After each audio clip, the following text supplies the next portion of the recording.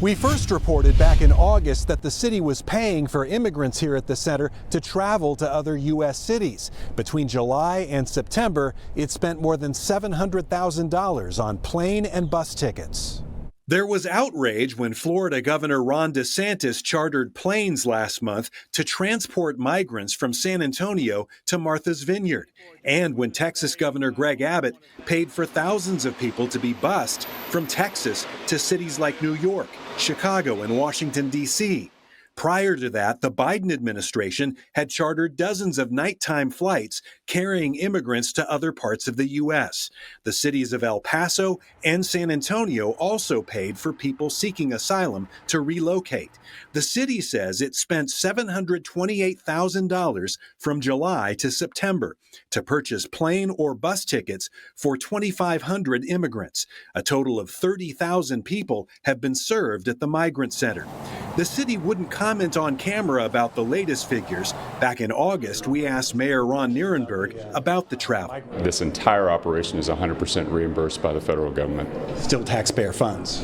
It's all entirely reimbursed by FEMA, though. It's set aside for this exact purpose. In a statement today, the city's Department of Human Services said the city's partner, Catholic Charities, has transitioned to daily operations of the Migrant Resource Center and case management services to migrants.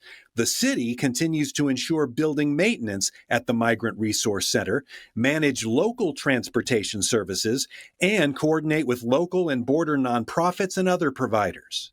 The city says Catholic Charities determined which asylum seekers received travel assistance. Looking for victims of a global cybercrime operation that stole private information from millions of people. U.S. Attorney Ashley Hoff unsealed the indictment of Mark Sokolovsky, a Ukrainian man arrested in the Netherlands who goes by the name Raccoon Stealer. He's charged with conspiring to operate a computer malware known as Raccoon, which officials have tied to millions of stolen credentials and other forms of IDs. Everything from login passwords and email addresses to credit card and bank account numbers.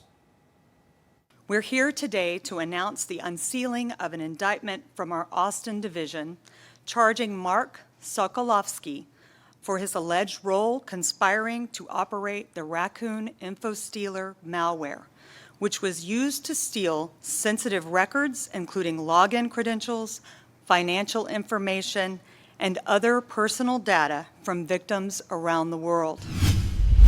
The wheels are spinning, and it's another day on duty for Edgewood ISD officer Juan Macias. I'm assigned to Gus Garcia Middle School. It's essentially a school to prepare kids, so they have the opportunity to go to college. I've gone through it, it's about your choices. Choices that can cost someone their life, no matter their age. We let them know basically what can happen, what effects that can go wrong.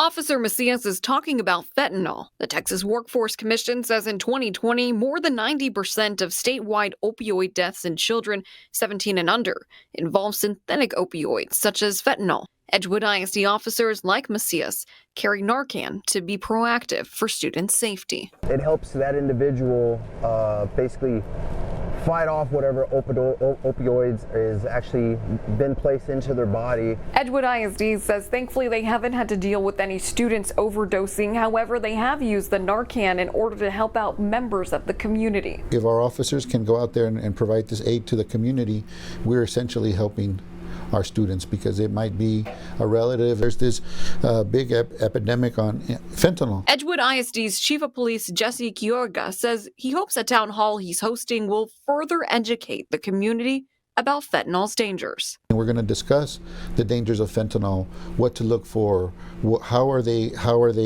selling it. We need to advertise it for what it really is. Put the word out there. This is death.